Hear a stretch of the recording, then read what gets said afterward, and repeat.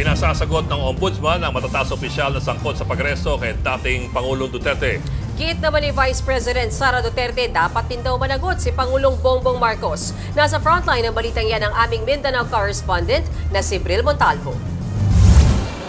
5 high-ranking official ng bansa ang pinagpapaliwanag ng Ombudsman kaugnay ng ginawang pag-aresto kay dating Pangulong Rodrigo Duterte noong March 11 at pag-turnover sa kanya sa International Criminal Court sa the Netherlands. Base sa dokumento na inilabas ngayong araw ng Ombudsman, pinasusumite ng counter-affidavit sina Justice Secretary Boying Rimulya, PNP CIDG Chief Major General Nicolas Torre III, PNP Chief General Romel Marbil, DILG Secretary John Vic Rimulya at Special Envoy for Transnational Crime Marcos Lacanilao.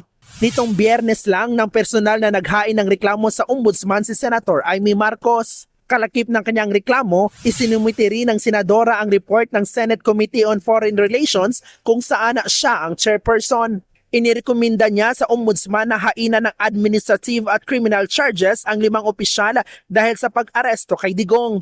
May 10 araw naman ang mga opisyal para magsumite ng kanilang counter-affidavit at iba pang kaukulang dokumento.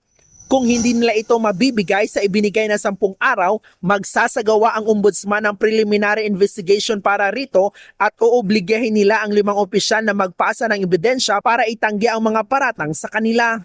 Tiyempo sa paglalabas ng utos ng Ombudsman, muling iginiit ni Vice President Sara Duterte na dapat managot din si Pangulong Bongbong Marcos sa pag-aresto kay Digong.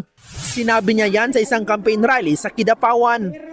That is an impeachable offense. It's a culpable violation of the Constitution and betrayal of public trust because they allowed a foreign jurisdiction to intervene in our national sovereignty. Wala pa namang pahayag ang 5 opisyal na pinagpapaliwanag ng Ombudsman. Nagbabalita mula sa frontline, Bril Montalvo, News 5, Mindanao. Mga kapatid, Ed Lingaw po, maging maalam at may pakialam sa mga napapanahong balita sa ating bansa. Para sa mas malalimang pagtalakay at paghimay sa mga issue at headlines, tumutok lamang at pag-subscribe sa social media pages ng News 5.